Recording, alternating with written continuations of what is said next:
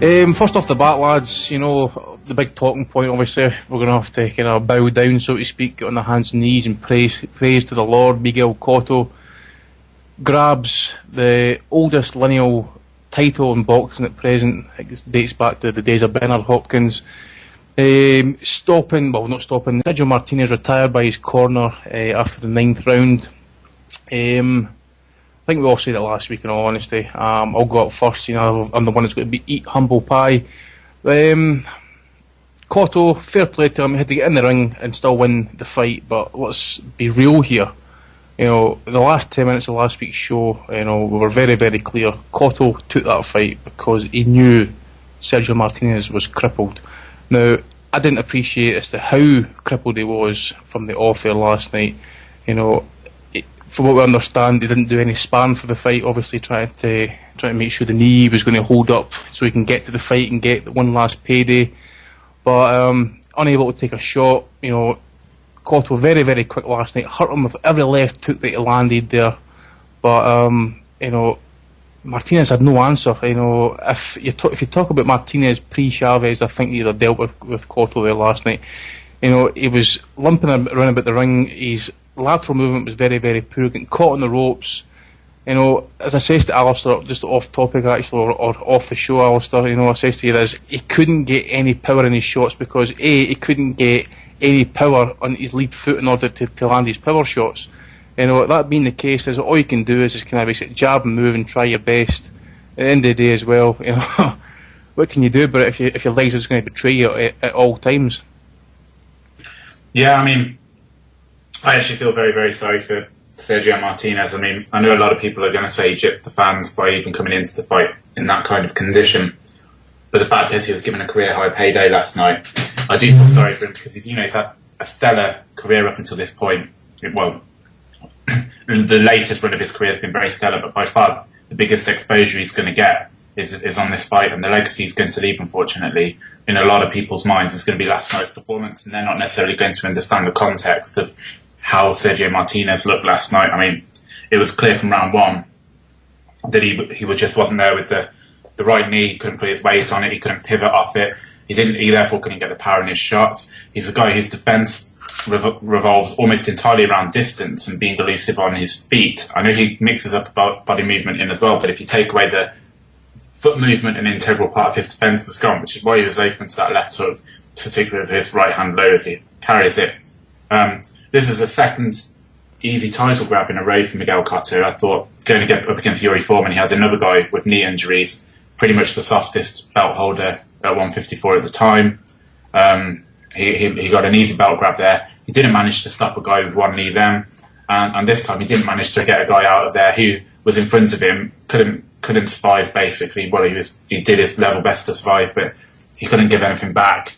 He had questionably one good knee, and again, it was a corner retirement. It wasn't even a legit stoppage. No. I thought he did look good. That said, I thought Cotto looked quite good. His timing was good and so forth. But I think, to put it in perspective, I'd have expected him to take him out in the second round in that fight, to be honest, and he didn't.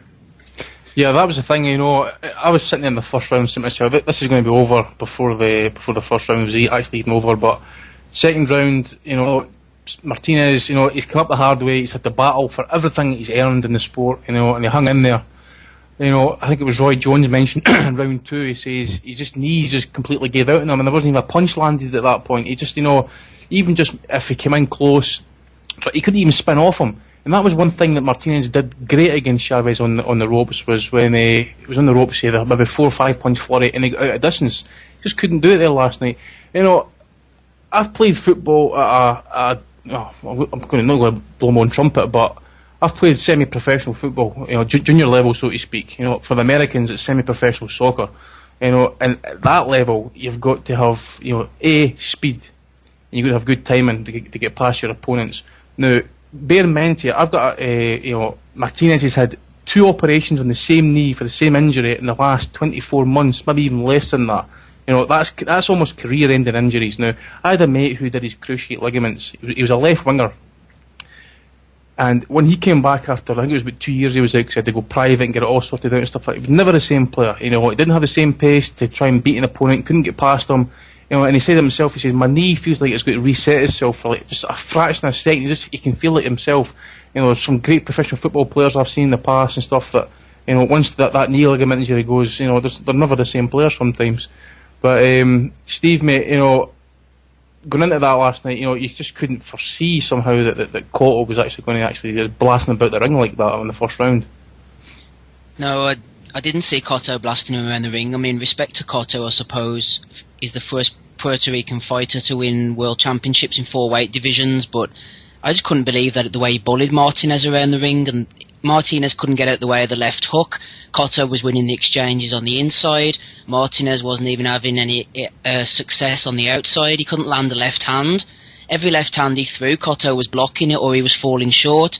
He looked afraid, he looked tentative. He had no mobility whatsoever. We asked the question last week about Martinez's knees, and they were just completely gone. He's basically, for all intents and purposes, a shot fighter. And I think it was a good point you made earlier there. He's done things the hard way. You've got to remember, this guy's had a good career. You know, he had to relocate to Spain to get fights after the Margarito loss.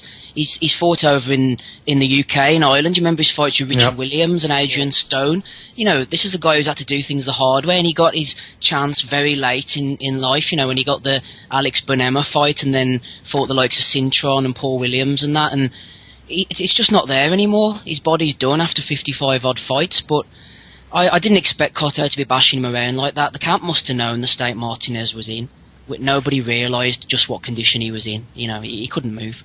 I mean, you know, as a Martinez fan, you know, I'm going to have to lay some blame at the door here of Martinez as well. You know, I know he's trying to safeguard his payday at the end of the day, but you know, if you're not sparring before a fight and you know that you are fucked, and you're telling us that you're 100% fit. I said last week, if he is close to 100% fit, he should handle Cotto. But I did say at the same time, as the only reason Cotto took that fight is because he knew that Martinez was a cripple.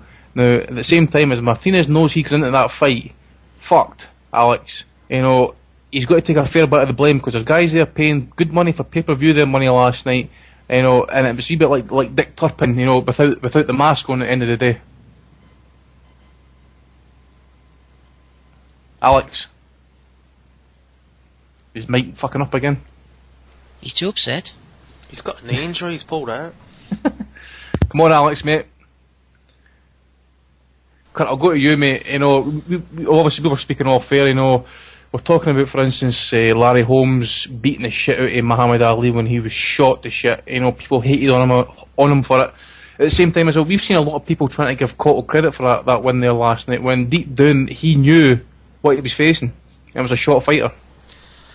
Yeah, I mentioned De La Hoya Pacquiao. I mean, you know, people have been getting to me on Twitter saying, "Oh, well, you picked Martinez to win." Yeah, I did. I mean, I said I thought he was past it, but you know, you never know until you get in the ring. You know how far gone these guys are. I mean, he was completely done. I mean, he not just his legs. He couldn't take a shot at all. I mean, the way, you know, Cotto was hurting him, you'd think Golovkin was in the ring with him. Cotto was hurting him every time.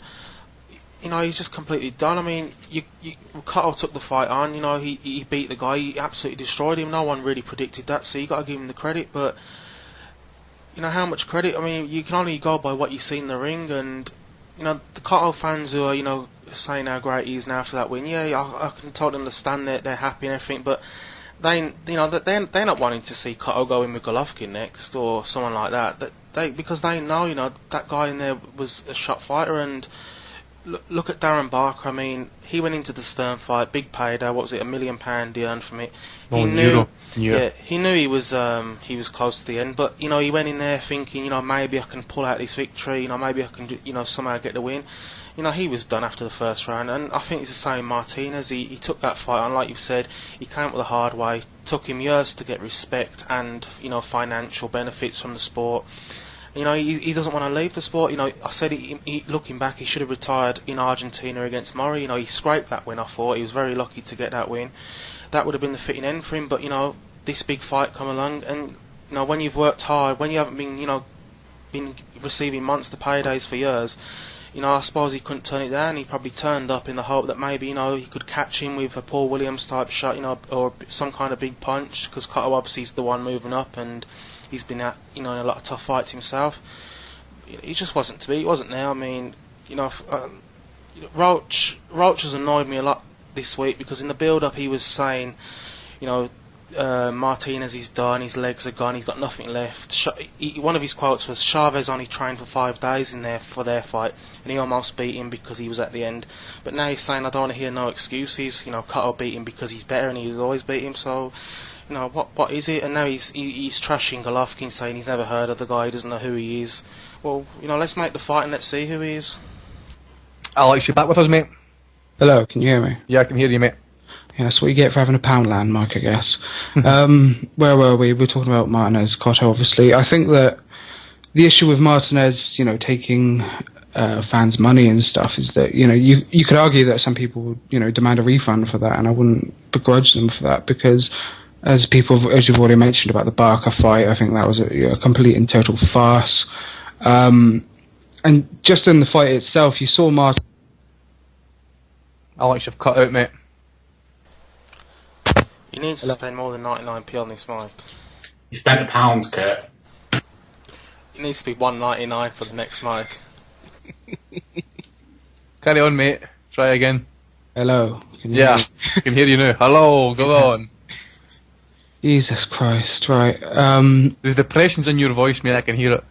It's grating me down, mate. Fucking Frotch went in. It's a bad fortnight for us, isn't it? It's just fucking horrible, mate. Where were we? Right, yeah. To be fair to Cotto, he landed a lot of power shots. He was very accurate, but you can put that partially down to the way Martinez fought last night. Martinez on form wouldn't get hit with nearly, I think, 50% of all the shots that Cotto threw, and power punches as well. That left hook, as we've already mentioned, just found a home all night. And even with Martinez just constantly circling to his left to get away from that left hook, he just he still found a home and he couldn't do anything about it. I thought in round 3 he did quite well with his jab. He was sort of sticking that out there, keeping Cotto at bay a little bit, and arguably you could give him that round. But other than that, he was just absolute shit, and I hope he retires. And thankfully he never got in the ring with Golovkin in that state, because he would have just been fucking flattened. Yeah, but actually would bear thinking about, actually, in all honesty. But, getting back on the fact about Cotto, now, if you look at the state, I'll just open up to all you guys, you look at the state that Martinez there last night.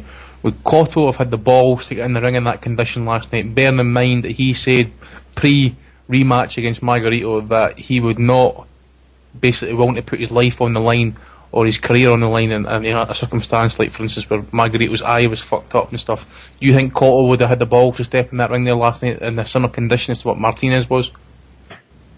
No, but I also think Cotto's got three or four fights left in him, and that would have been in the back of his mind, whereas for Sergio, this was his last cash out, so he just took the biggest check he could get, I think.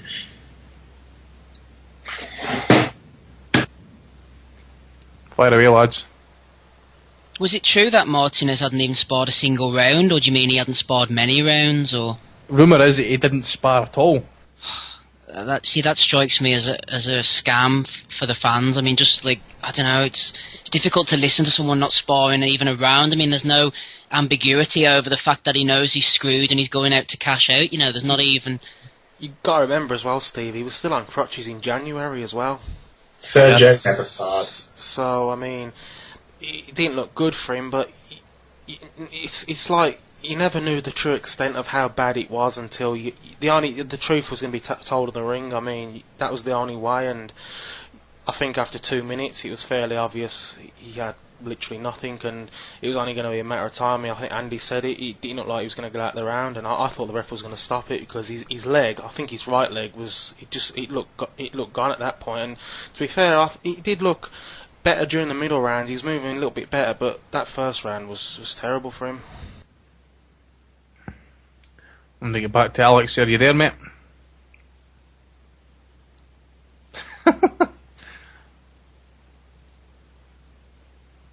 Anyways, if you talk about class last night, if that is his last fight, Martinez went out with a great deal of dignity. I know he may have shortchanged the fans, but didn't offer up any excuses like Cotto's done in the past. Like he did in that that face off with Margarito with his silly wee iPad about the hand wraps, and not having the class to do the post-fight interview after he got beat off Trout and Mayweather and stuff like that. That's the mark of the man, and I think Cotto should, for future reference, Kurt, pay attention to a class individual such as Sergio Martinez. Well, he's very good. I mean, not just Sergio, but also Lou DiBella. They've said there's no excuses. He got caught with a punch in the first round. He was hurt. He didn't recover. I mean, deep down they know, but they're the type of guys they don't want to use it as an excuse. They went in there. They obviously knew about how bad he was, but they still believed he could pull it off, and it wasn't to be. So that you very rarely see that from fighters. I remember Tommy Hearns had the injury and he didn't let it on for years, and in the end he didn't even let it on, and it was Emmanuel Stewart who actually let on that. I think he broke his hand in the first round against Marvin Hagler, but he didn't want to take anything away from the guy's victory. And as you saw with someone like David Hay, who blames the loss on his little toe, we need to see more of that from fighters. Let the fans decide if excuses are legit, but you go in there and you just say, I gave it my best and it wasn't to be, and the fans are not stupid. We can see, with a guy like Sergio, a guy like De La Hoya, it's obvious, when they're past it and gone. Steve, mate, what next for Cotto? I mean, obviously, I actually got told today on Twitter that he's the lineal champion, but he's still a number 2 fighter in the division. I think if you're the lineal champion, you've got to be number 1 in the division. So that being the case, surely you've got to be wanting Golovkin to fight him next, which will never happen. So I'm really thinking that it's going to be either Mayweather or maybe even Canelo if he can somehow get himself onto Showtime. Well, now that he's a fully bona fide middleweight, he's going to have to step up and fight the man, isn't he? I mean, it's going to have to be Chris Eubank Jr. next. He's going to have to prove himself. I'd like to see him going in with Golovkin, I think. It'd be a wholly different story from last night. Once Golovkin started landing the punches, I don't think Cotto will be as smart as he thinks he is. But just one final word on Martinez before the lads carry on there. I mean, he has been a credit to the sport, in all fairness. I mean, I suppose at the end of the day, whether he sparred or not, the fact the fella went 10 rounds and kept getting up and keeping on going, that's not really shortchanging anybody in that respect. So fair play to him. He's had a good long career. I've enjoyed his fights over the years, so fair play to him. But let's get Cotto and Golovkin in there, I suppose. That's what I'd like to see. Definitely, I want to see that fight. And on just one final point on Martinez, he has fought the bigger guys, so to speak. I mean, he's no real. I wouldn't say he's a massive middleweight, especially if you compare him to the likes of Murray, the likes of Chavez, etc. So I think he's done pretty well considering. But obviously, it just comes to that point. He hasn't got that skill set that maybe Hopkins has got for longevity, Alistair. But what next for Cotto? I mean, have you got any final comments on Martinez, and what next for Cotto? No, I mean, I just echo what Steve said about Martinez. Really, I think he absolutely nailed it. For Cotto, he's going to go for Mayweather rematch. Freddie Roach is already saying that calling out Mayweather as being shot, which is basically saying that's the fight they're looking for because it's the most money. Can't blame him for wanting to take the money, but realistically, I'd like to see him in there with Golovkin because that's another guy who. He's in his prime at the minute, and it's getting pissed away with fights that are meaningless or people ducking him. Cotto, could put him on the map, and you can't have a legitimate claim to that. He can't have a legitimate claim to the welterweight lineal title. I don't know. I guess they don't strip him or make it mandatory, but they should do if he doesn't actually fight Golovkin. Because, like you said, Golovkin's the man in the division. Cotto's number 2, and based on the guy he beat last night, you wouldn't even. Moving up, hypothetically, if we were running our own ranking systems, we'd barely move him up at all at welterweight, at middleweight for what he did last night because it was so obvious that the guy wasn't fit to compete with him. Yeah, I know. I mean, I compile your site rankings in all honesty, and I was very close to dumping Martinez off the rankings because he hadn't fought for over a year. But the simple fact is because he had a fight arranged, I kept him on there. But Alex, mate, is your mic back working yet? I don't know what's worse, his mic or Martinez's knee. I think his microphone's shorter than fucking Martinez's knee, actually. Come on, Alex, mate. Both completely debilitating, right? Yeah. If you're going to pull out here, if you're going to do a David Hay against Tyson Fury here, mate, Rob Palmer's not going to be happy with you because you've got a lot of questions to answer. This is another Cal Brooks situation. This is Rob's after him and he's pulling out. I can sense it. If he texts in his comments, we can read them out for him. Yeah, we could do, but I don't know. I've actually shouted him on the chat there and he hasn't got back to us. Anyways, guys, you get any other final comments on the fight at all? You know, just that, you know, if Martinez does decide to retire, you know, he's had as I say, he's had a good career, but I still think, you know, he's maybe shortchanged a few fans there last night. Now, you know, it's brave at the end of the day. I know he's got in there. I mean, you can't ask for more. He's done his best, but at the same time as well, I've always been brought up as if you fight or play on with an injury, you're only in fighting trouble for yourself. If Tommy goes to Cotto's next fight and it's not against Golovkin, I want him to take a massive banner that says "Fight Golovkin, bitch." Well, I think Tommy's in the mix for chat at the minute. I think he saw they call him Cotto and his wee fat pal Brian holding hands today with the same T-shirts on. So I wonder if he got a picture of him and just maybe says to him, "Fight fucking Golovkin, you bitch." I think as well, you know, with Martinez, you know, being classy and, you know, not saying it was an injury and saying it was just the punches that caught him, you know, I think it's fairly obvious the guy's not going to fight ever again. And if it was the case, what they're saying, you know, he just got caught by a punch, you'd see him back in the ring. But, you know, his trainer was the only one who was really revealing the truth. You know, he said his knees are gone, and, you know, it's a sad way to go. But, you know, sometimes a champion needs to be blasted into retirement. It would have been better if it was a younger guy though who would be a force at middleweight. You know, Cotto, you know, for us, you know, he's a Hall of Famer and everything. He's not really a proper middleweight, and that's the only bad point to this, I think. Does Golovkin take the short end of the money in order to get that fight? Yeah, he should do. Yeah, he should take whatever's money as long as he's got to, because that is a fight that will propel him on the world stage. 6 rounds. I put money on that with anyone. 6 rounds, Golovkin stops him.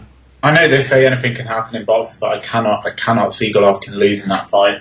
Can't see any way possible that Cotto would beat him.